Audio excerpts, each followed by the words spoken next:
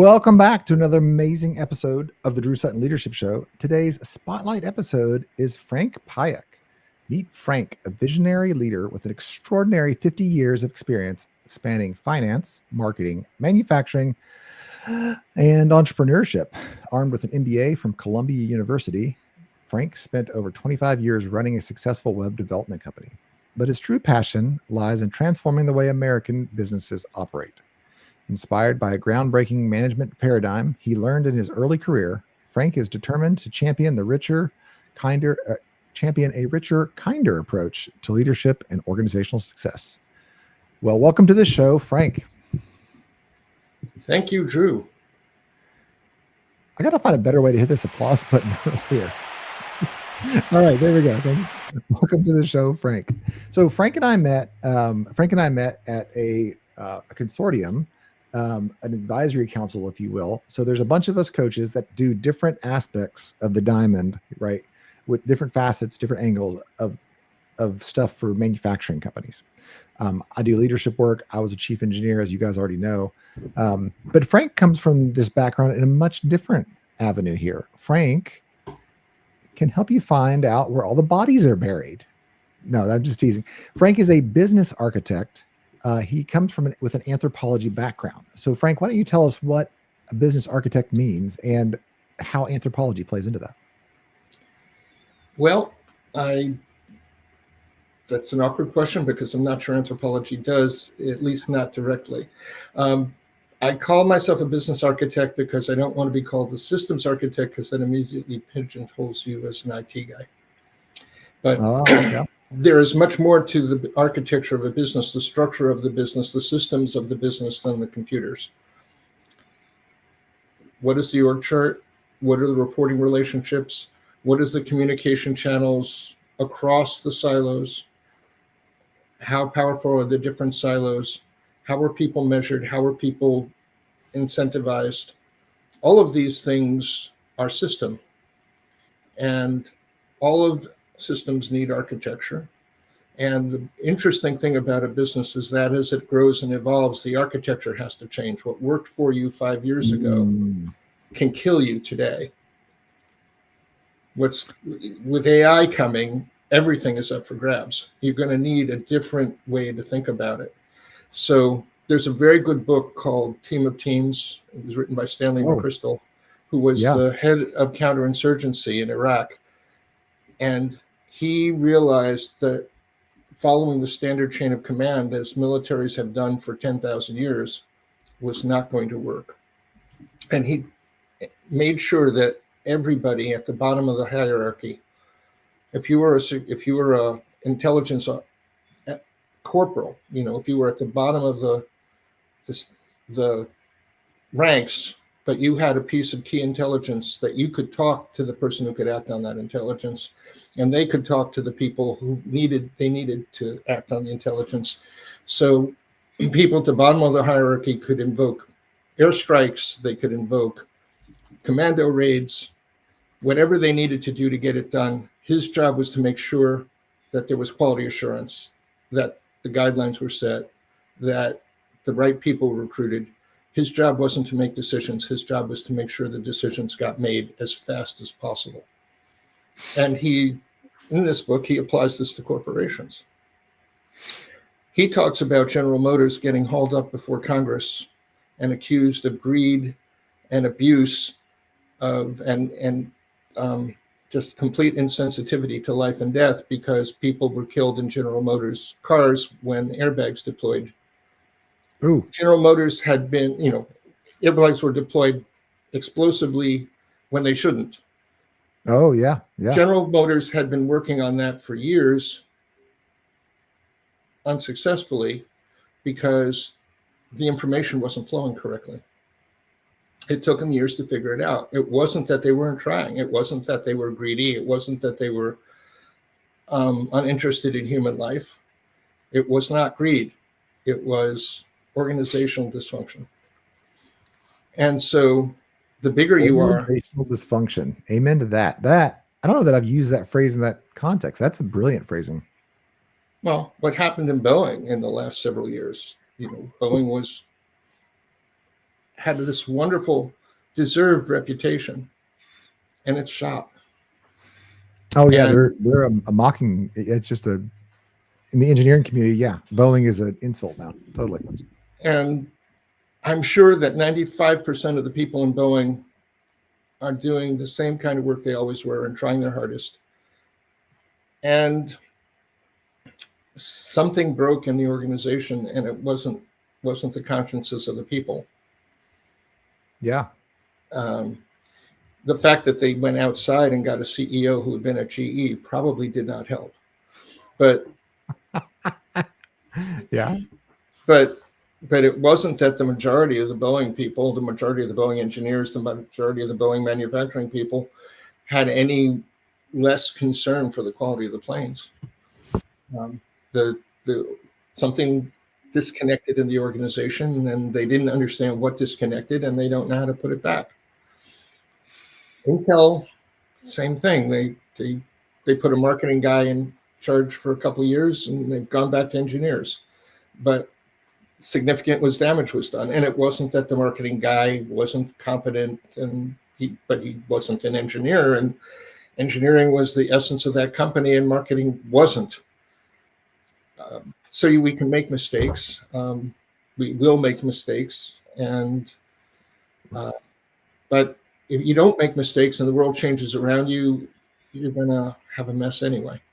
So my perceived role, my ambition, is to help companies that are small enough so that I can talk to the leadership without spending 6 months going through however many layers of the chain of command, to help them figure out what the structure should be today. And I'm not going to try to help them solve every problem in one brilliant burst of genius. I'm going to go back to the Toyota example that I learned 40 years ago, of taking the rocks out of the river one at a time. You have problems, you isolate the problems, you figure out which problems you can solve, you solve them. You solve them permanently. Yeah, let's pull on that thread a little bit. So a lot of folks that I know, a lot of folks that you would work with, small manufacturers, medium-sized manufacturers, they look at the complex system that they're dealing with, and they kind of, sometimes they knee-jerk reaction to try to solve something. Sometimes they do a proper root cause analysis. Very rarely does that root cause analysis really dig into the roots. But what you propose, and this is something I thought was cool when we were talking about it leading up to the show, is that you can solve some things. Like, tell me, there's hard problems and easy problems, but then there's also permanently solved problems and, I guess, maybe band-aided problems. Talk to me about that. Well, if you're an executive and you've got back-to-back meetings all day, you've got peers, you've got subordinates, you've got bosses, and they're each saying, this is a problem, I need you to solve it. This is a problem, I need you to solve it. Well, you're going to Band-Aid. Because you don't have time to go to the root causes. Maybe if you've got enough people working for you, you can say, this is a problem that keeps coming up, go dig into it, try to figure it out. But if you take one small problem and you fix it permanently, that's one less thing you have to worry about forever. And if you do that often enough, then the number of problems you're dealing with diminishes. And eventually you have time to think. Yeah. Yeah. And if you have time to think, now you can think about harder problems. And now you can go deeper into solving harder problems. But the interesting thing is the most important problems aren't necessarily the hardest. They can be, but some problems that look hard, some problems that really are important, aren't that hard. I'm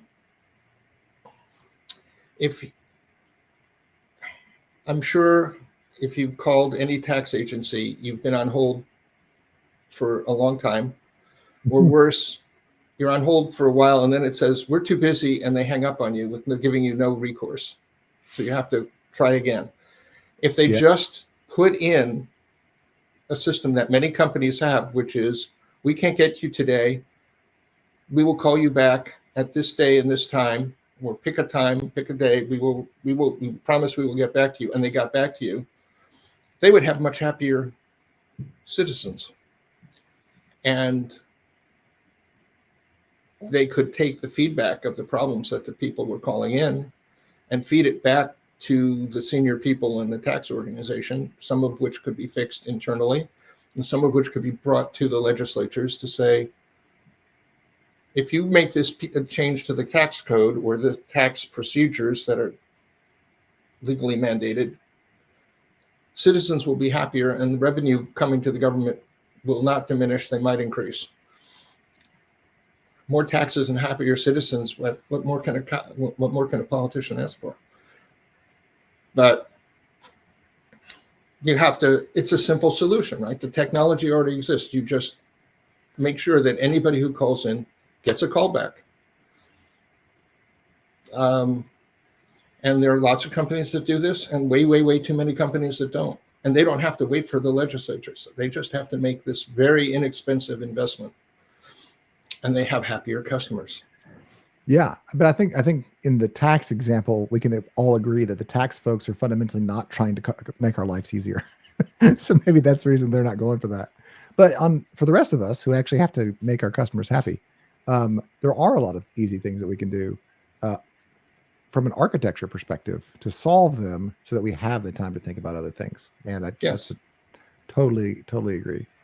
So this is, you have a history of this though. I mean, you have a fairly long history and you actually got to work with one of these guys that I super respect.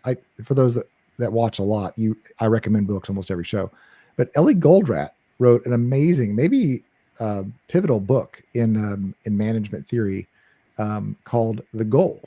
And Yes. You got to work for his company. So how did that come about? And tell us your favorite stories from working with Goldratt. Well, it's quite a few years ago. His first American company was called Creative Output. I got there, it'd been around for a while. General Motors was a huge client at that point. And Ellie was in and out of the United States. He'd be in Israel, he'd pop in, he'd make a speech to the team every so often. On one occasion, he said, "My door is open. Anybody can come and talk to me." So I went and I talked to him. I don't remember the conversation. It wasn't very deep, but the people that I was working for had been trained by him and they understood the principles and they changed the way I look at the world. And in manufacturing, he started with, in every factory, there is a limiting machine or two or three. There are bottlenecks. If you don't know where the bottlenecks are, you are almost certainly wasting capacity of the bottleneck, which means you're wasting capacity of the entire factory, because it doesn't matter how much stuff you make before you hit the bottleneck, you can't get it through the bottleneck beyond the capacity of the bottleneck. So if you if you find the bottleneck, and if you don't know where it is, you have to diminish the workload in the factory till you find it, or do industrial engineering studies or some way to find where the bottlenecks are. And then you schedule around the bottlenecks, and all of a sudden, scheduling a factory gets easier, which means managing a factory gets easier. And you can make commitments to customers about deliveries that you can't make if you don't know where the bottlenecks are. Very profound. It's very simple, very profound. I think all the really intelligent or the most important things are simple. They're not easy to execute and they're hard to discover, but once you discover them, you're like, oh, why didn't I see that originally? It's so obvious. Yeah, right. So now, one of the interesting things that happened before I got there, one of the most important stories they told me was they did a demo for a plant manager, and the plant manager said, "That's awesome. I wish I could use your software." And I said, "Why not?" And he said, "Well, I might not get fired, but I would definitely lose my bonus. And I would not get a good performance review because I have to follow certain rules and your software breaks all the rules." What type of rules are those? Well, they were cost accounting rules. It was, you need to run your machines at high utilizations. That's why we're buying them. You're wasting the machine capacity if you're not running at high utilizations. And you need to get the cost per piece down, which means you want to have long production runs with relatively few changeovers, because that's the way you get the cost per piece down. So in the meantime, you're building up mountains and mountains of work in process inventory, some of which will be obsolete before it could be used. So you're basically wasting money. Yeah, I think this brings up one of the other things that you say to me, which is if you mismeasure. So in that scenario, the guy was not measuring the pallets and pallets and pallets of stuff stuck in progress. But if you mismeasure, you will always mismanage. Is that right? Yes. If you mismeasure, how can you not mismanage? Ooh, how can you not? And here's another story that this is not personal experience, but International Harvester had a vehicle called the International Scout. This is 40 plus years ago. As best I know, it was the first SUV, and it was selling really well. And International Harvester was, of course, an agricultural equipment company, but they were making tractors. The difference between a tractor and a car is nowhere near as profound as between a tractor and a computer, or a tractor and a petroleum factory. If you can make a tractor, you have most of the technology needed to make a car. And they started making commercial vehicles, and they were doing really well with it. So they said, okay, if we're in the car business, let's get a car executive in here to run the company. And they got a guy in from Ford who instituted the Ford cost accounting system. And he started doing cost cutting officially.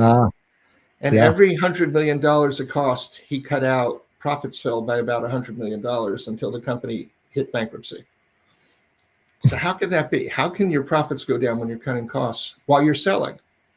And he was making make-buy, as best I can figure out, he was making make-buy decisions. And he was saying the fully burdened cost of an hour of labor in here is, $30 an hour of, $20 an hour of work plus $20 an hour of overhead of benefits plus the engineers, the depreciation on the equipment, the taxes on the building. It costs us $100 to make this part, and we can buy it for 20 or 30. Okay. We'll buy it. Well, the factory didn't go away. The taxes didn't go away. The engineers didn't go away. The base went diminished. And so the next round, the part that was barely profitable now looks unprofitable because you're still comparing apples to oranges. You need to be putting the overhead costs on top of the buy stuff as well as the stuff that make stuff, or take the overhead costs off the make stuff versus the buy stuff. How much labor, how much materials? If you can do it for labor's and materials cheaper, then buying it is stupid. And in the meantime, the UAW is watching work going out of their factories to other companies, and they're getting worried about layoffs, and they're getting really cranky, and you got labor troubles. And based on the information coming to him at his job level, the misinformation coming to him, based on the way he was expecting to do things, he was making a rational, appropriate decision, and it was catastrophic. Now, it's rarely that black and white. It's rarely that obvious that something is being mismeasured, but it happens all the time. Yeah, I run into this actually fairly frequently. I worked at another company. I won't pick the one because I don't want folks to get mad at me. But we had a similar issue. We had a union scenario, so the union was involved. I'm not against unions in all cases, but in this case, it didn't work out so well. They had a certain number of hourly labor that they guaranteed every person that was at the union this many hours, right? Well, we'll just call it 1,800 hours a year because that's a reasonable number. All right, so if you work for us at this place, you're going to get 1,800 hours. So then we had an executive that outsourced a bunch of parts that were very specialized parts, and we found another supplier for him. And his argument was exactly your point. I can make these parts cheaper outside than we can internally, so I'm going to go buy them outside. And he was kind of doing it in a little bit of a spiteful way, like trying to stick it to the union.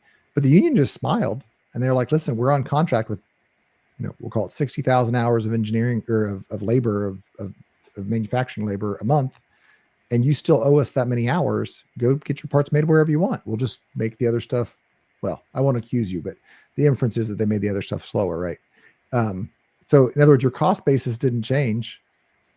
The part just got more expensive because now you're buying it almost the same price outside, and you're still paying the full production price inside.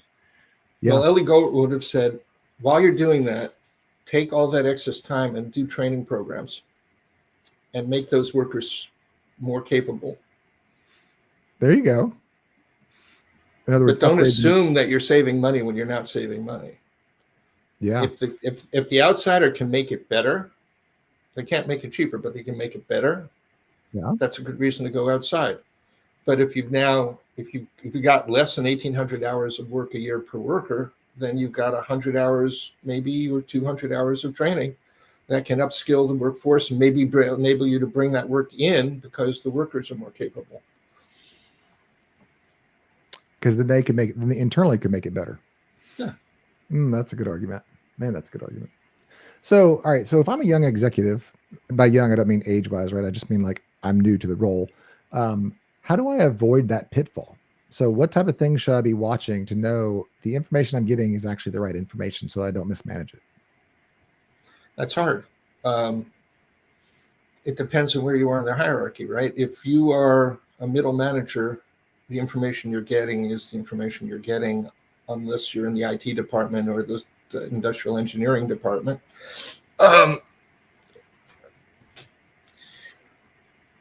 But one of the things you can look for are friction points.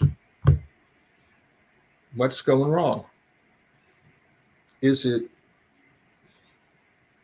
bad motivation on the workers? That's always an excuse for management. It's rarely true. Never. I mean, there are certainly people I've worked with that I would be very happy never to work with again.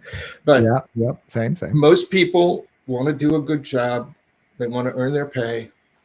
And if they're not doing a good job, it's probably systemic. And one of the things that is systemic is measuring the wrong thing and incentivizing people to do the wrong thing. So the two easiest ones, the most blatant ones I know of, are measuring the customer service people by the number of calls they handle a day, as opposed to the number of happy customers they handle a day. I have a friend whose company for a period of time measured length of call, not satisfaction of call, not product sold, but length of call. Yep. Guaranteed to have unhappy customers. Guaranteed. Unavoidable. And there was a company that measured their IT people by the number of lines of code they wrote. Yep. Now, I'm not sure that writing twice as many lines of code as necessary is going to make for worse functioning software, but it's going to make it a hell of a lot harder to debug and a hell of a lot harder to modify, because it's going to be a hell of a lot harder to understand. So it's a pseudo measurement. Yep. It does you no good. It doesn't help anything. It just incentivizes people to do things that aren't necessary. Yep. How many of those there are? It's much easier to talk about blatantly obvious ones than subtle ones, but there's subtle ones all over the place. Yep. No, I love it, man. So maybe the rule of thumb here is that if you're frustrated with your people's behavior, the answer is probably that you've incentivized them incorrectly, which means you're measuring something. So, because an incentive is just the tail end of a measurement of some sort. I used to say all the time, I was in engineering for a large portion of my career. I was like, look, you're literally paying me to be smart. That's why you're paying me. Don't treat me like I'm dumb. Like, your incentive structure is causing my behavior 100% of the time, because literally nobody here is dumb. Everybody here is smart. I live in Kentucky, and there are certain regions of Kentucky are very lower income areas, right? And so one of my friends said, man, if they would, he came from that area, his family, he's like, man, if they would put as much energy into bettering themselves as they do how to scam the government, they would be PhDs. Like right? It's how you incentivize yourself. I'm like, I'm a little bit hesitant to tell that illustration because I don't want to pick on people, but in his case, he was very frustrated with his family, and he was like, look, if they would just spend as much time bettering themselves as they would trying to scam the government, they would be PhDs, man. Well, I remember taking a computer science class, and one of my classmates asked me to help. And basically, he wanted my homework. He wanted to submit it as his own. And his girlfriend said, look, if you don't actually do the work, you're not going to learn. And then you're going to get hired based on a grade that you didn't earn, and you're not going to be able to do the work. I don't know if it made any dent in him at all, but That guy's she a was CEO right. now, right? That's a joke. It could be. Actually, similar funny story. My daughter, she's 17 now. She was 16 when she did this. She had a boy in her class didn't want to do his work, and so he kept like, "Hey, can I steal your paper? Can I borrow your paper?" So finally, she said, "Yeah, sure," for $5. And then she knew that he was doing this every day, so she just wrote the wrong answers down. She sold him the paper for $5, and then she got it back and erased it and put the right answers in. And I still have a moral quandary over that. I don't know if I'm proud or ashamed of her. It's I think I have both emotions. My rabbi talks about it's like you could be proud and ashamed at the exact same time. I think that's what I'm at. I think I'm proud and ashamed. She told me, and I was like, I don't know what to say to you. That was fantastic, though. Put that ingenuity to good. Yeah, he never asked to borrow her paper again. That's for sure. Well, she taught him a lesson. She taught him a lesson. You can be proud about that part. So hopefully he learned a lesson from that. He wouldn't, he shouldn't trust anybody who loans him a paper. Yeah, you got to do your own work, man. I tell now, I have two boys. They're 14. I think that you and I were both 14-year-old boys at one point. So I take this, with the humor and grace that it's supposed to be. But I tell them all the time, listen, nobody will do your push-ups for you. You got to do your own push-ups. And when it comes to mental work, that's the same. Like one of my sons, he found out about ChatGPT and he's trying to use it on a paper. And I was like, man, don't do it. He's like, why not, Dad? It's the fastest way to do it. You always want us to do faster things, right? You want us to be efficient. It's like, yes, but the goal of school is for you to get smart. Now, after you get out of school, legally cheat as much as possible. There's no reason that you should just go ask for help. But while you're in school, you're doing push-ups, do the push-ups. Yeah. Okay. So you have this really rich background, right? You had some great mentors. You've gotten to do some really fun projects. Tell me about your favorite project. And you can change the names to protect the guilty, but tell me about your favorite project, kind of like what you did for them and the result you got for them and how fast you were able to do that. Well, okay. So this goes back a long time and it's pretty trivial in terms of the amount of effort put in, but I was working for a defense contractor. And my boss came and said, we're having a problem with the estimating department. I want you to work on it.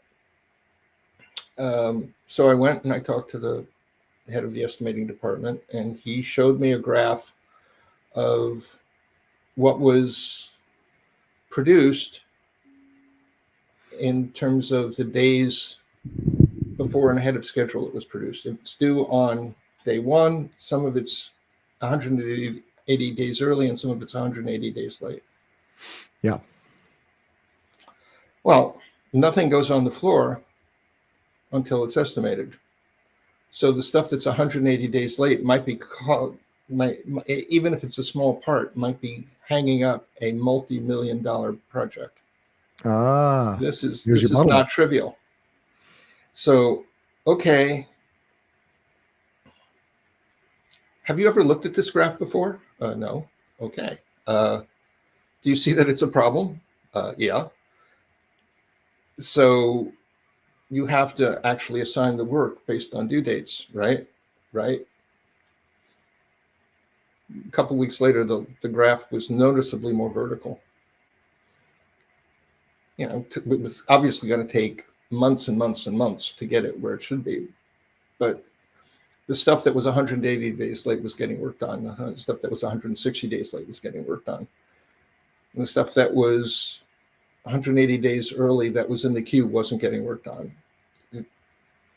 Yeah. And you talked to me about this in kind of the lead up to the show. Isn't that because they were estimating the easy stuff and they were just like pushing the irritating hard stuff off to the back?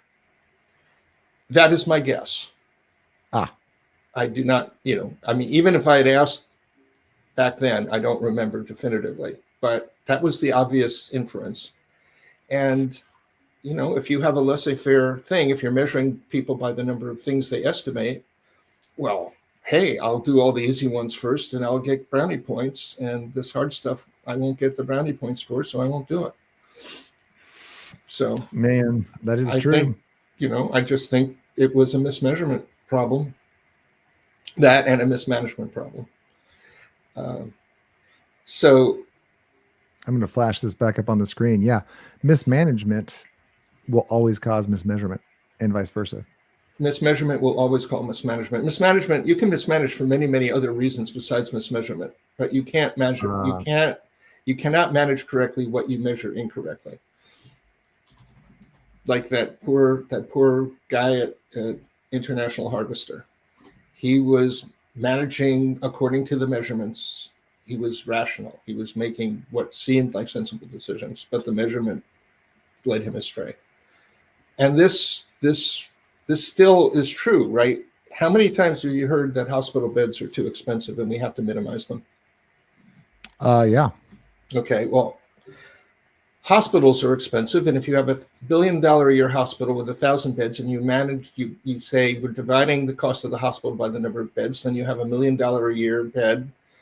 Divide that by 365, and you've got over $2,000 a day to $2,500 a day or something. And if you have fewer beds, well, damn it, the cost per bed will go up.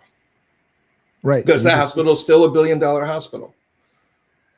Yeah. And this is super related to the International Harvester discussion. And then this other company that I worked at is people don't recognize what's driving the cost. Right. That there's certain fixed assets to your cost that are just that fixed. And if you are a hospital, you are spending a great deal of money on insurance and lawyers. Maybe if you had more beds and people were in the beds longer and they felt better treated, you would have fewer lawsuits and you'd spend less money on lawyers and insurance, and you would save money by having more beds. Or if your doctors had more time to properly diagnose or any of the cases, right? Well, most hospitals don't employ doctors as employees, or the majority of doctors have an affiliation, but they're not employees. So the doctors have more control. Although to the extent that hospital companies are buying medical practices, the doctors are employees, and then the hospitals do have more control. So yeah, so that's more true today than it was 20 years ago. I think this is a fun, nuanced conversation. This is why I enjoy business so much, is because the answer is always unique to the situation. And there's a bunch of principles, but it really takes, you have to sit down and you have to think through the business model specifically. Actually, are you familiar with Strategizer with the No. Y? Okay. They have a really cool thing called the business model canvas. I think it's one of the best frameworks I've ever seen for describing how a business works. I wish I had it. Actually, I'm kind of stunned that I don't have a picture of it to show you right now.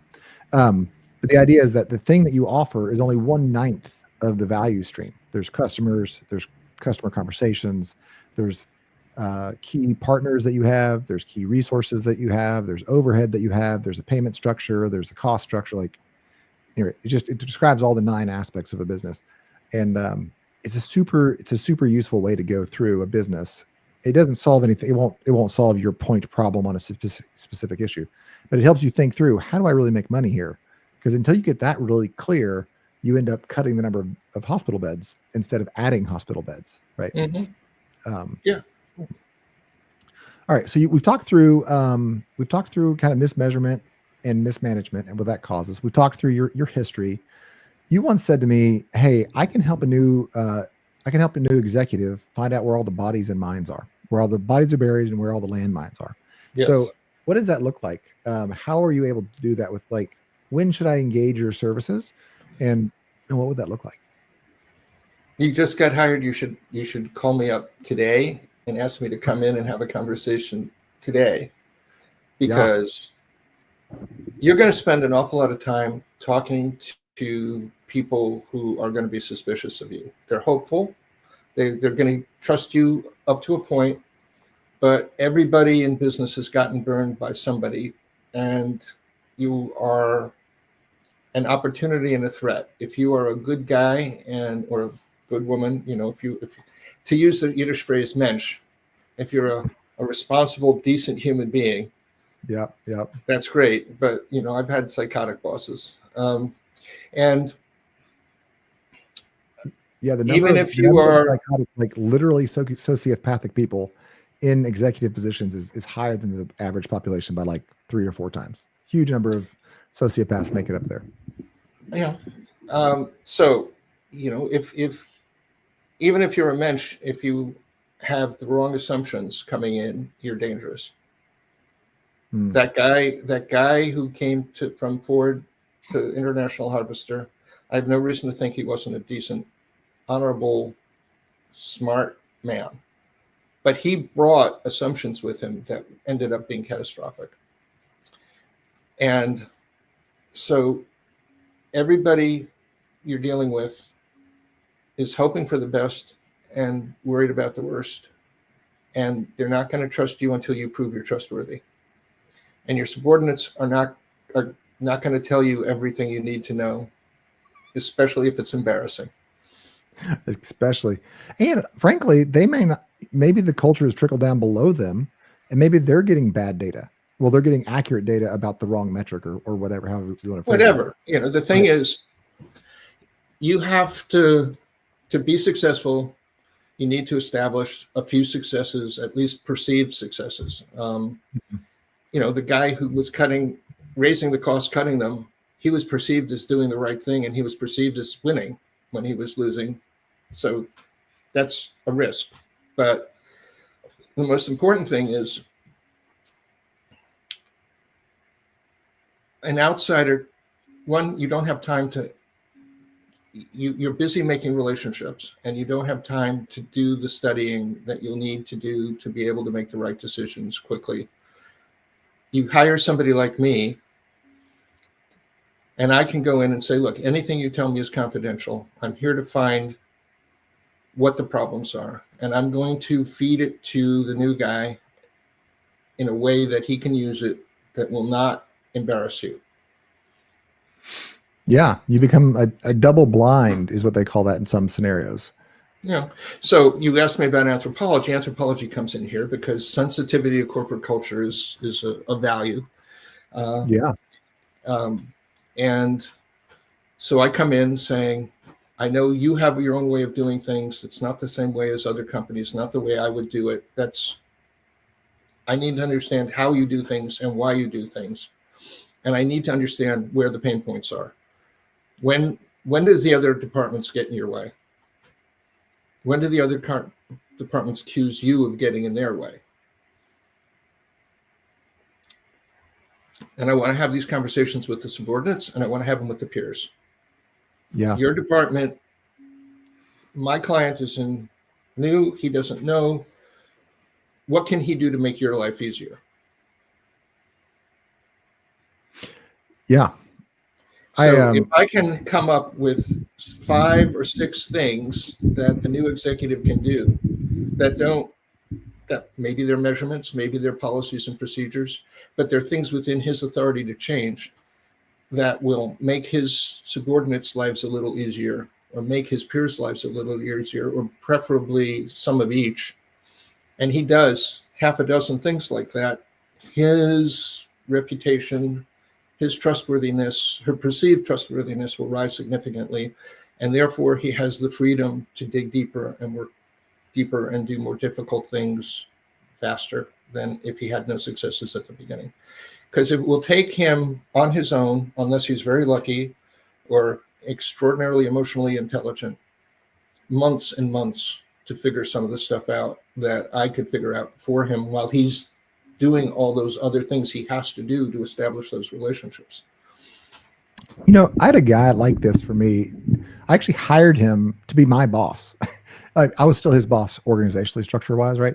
But I looked at my skill sets and I said, I'm really great in these areas. Click, click, click, click. But I am almost tone deaf when it comes to the culture of the organization. I know what I want to move the culture to, but anyway, I need somebody that is like, I don't know, has a very empathetic touch. So I need an empath. That's one thing I need. And then I need somebody that can manage my schedule, because I'm very good in a meeting and I'm very good on a strategy board, but running my day, that's a difficult one for me. So I hired this guy named Mike, and that's one of the things that he did is he just ran around every day Well, so on Monday morning, I was his boss for an hour, and I told him, Mike, this is my schedule. This is why we're doing this. This is what I need everybody doing all week, whatever. And then Mike ran me. He'd be like, hey, Drew, you're supposed to be here. Hey, Drew, we're supposed to be working on this, whatever. He ran me for the week. That was one of his functions. His other major function was he ran the culture. So he would go hang out with people at the water cooler. He would go sit in a meeting and see if it was working functionally well or not. And then every Friday, he would give me a cultural report about the organization. And he would say, hey, this is how people are feeling. This is where people are stuck. We're not making any progress on these, between these two silos. That's a really important function, man. I wouldn't have been able to do what I was able to do without Mike. And you're like a professional Mike. You're like for at the executive level, you're running that stuff in the background saying this is how the organization is functioning or dysfunctional. Well, I am sure that there were people who thought Mike was a lazy kiss ass. There were some. Realize how absolutely invaluable he was to you and to them too, because he was hanging out at the water cooler, and he was carrying that information to me. And I'm not vengeful. I was never a vengeful boss. Like I legitimately, what are the hiccups? Did I say something in the meeting that's ruined the culture, or caused people to feel unsure, or what are people? What's their stress level like? Because we got to get it done by Thursday, but am I pushing them too hard, or can they be pushed a little harder? Mike was invaluable, man. And having somebody, and now that being said, Mike didn't have your organizational structure background. Right. He had a lot of stuff. I super enjoyed. I'm sure some of your organizational structure rubbed off on him. Yeah, there was some cross-pollination. But what you're talking about is at that professional executive level. I mean, because you have all those different verticals of skill. That's a cool resource to have. Well, and the other thing I'm really good at is translating. Oh, okay. Marketing and finance will talk about the same subject using the same words and mean different things and fight when they're not actually in disagreement. Yes. Marketing and sales will use the same words meaning different things and fight. Or worse yet, they won't fight. They'll think they're in agreement, and then they will find out they weren't in agreement, and then they'll each think the other one betrayed them. Also true. A similar version of that I've heard is the trouble with communication is that we both think it happened. Was it George Bernard Shaw who said, America and England, two great nations divided by a common language? I've not heard that one. I heard that phrase between me and an Australian friend of mine, but I bet it was Shaw. That's fantastic. Yeah. Don't know if definitively, but there's certain people who get attached to certain things because they're known to be wise and funny. And how many things did Mark Twain say that he didn't say? And for that matter, Yogi Berra. Or Yogi Berra, yeah. But something that Yogi Berra might have said, so people guess that he said it. But, so. No, you need a resource that's looking at that business model. How do we make money? What's driving our cost? And where are we at organizationally? Can we move to the next level? Are we communicating the way we think we're communicating? All those questions are different than the executionary function. So like as an executive, my job is to take that information and then make decisions and move the company forward. And I think it's underplayed. The assumption is that the information I'm getting is correct. And that's not a great assumption, especially as you get to that higher level. It's been filtered. All the information has been filtered to support the current narrative. And it doesn't matter how many times you say, well, I want transparency. Transparency is a huge trust issue. And you should just automatically expect that you're not getting it. Hewlett and Packard used to do management by walking around. They'd go talk to the machinists in the machine shop and the guys on the factory floor. And because they were there asking the question, the bosses couldn't get mad at the people answering the questions because the big boss was asking them. So they got some unfiltered information. But, if you've got 6 layers of management between you and the people doing the hands-on work, even if nobody has got a political agenda, which is never the case, but if nobody had a political agenda, everybody is making a value judgment about what's important. And at each level, stuff is getting filtered out. So if everybody was being as transparent as they could be, just summarizing is losing information at every stage.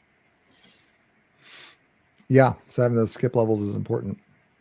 Cool. So it is like the kids' game of telephone. The message at the bottom and the message at the top are not the same. And so you need somebody that can bridge that gap. And yeah, I think what you have, which I think is unique, is I think you have the ability to look at the friction points and infer from those friction points that you've seen over a bunch of different companies. Hey, this friction point is I don't know the answer exactly, but it's related to this topic, right? That Sherlock Holmesian ability to say, I don't think that is what you think it is. I think that's something else. I think that is a huge value that you can bring to an organization. I'm looking at the time. We are about out of time. I'm going to play a little bit of music here. Why don't you kind of get the last word in, and then I'll wrap us up. I'm not sure what the word could be, but I think the most important thing is mismeasurement will automatically generate mismanagement. Yeah, I love that. Cool. And I think the answer to mismeasurement is having somebody that understands how to recognize it and how to recognize its symptoms. And for that, I want you guys to go talk to Frank. Listen, if you're a brand new executive, or maybe like, you're still fresh, and you're saying, hey, I don't know if I can trust the information that my team is giving me, or maybe I want more confidence in that, because you have to lead and you have to perform. You need somebody on your team that can look in your organization and make sure that it has the right architecture for the time that we're in today.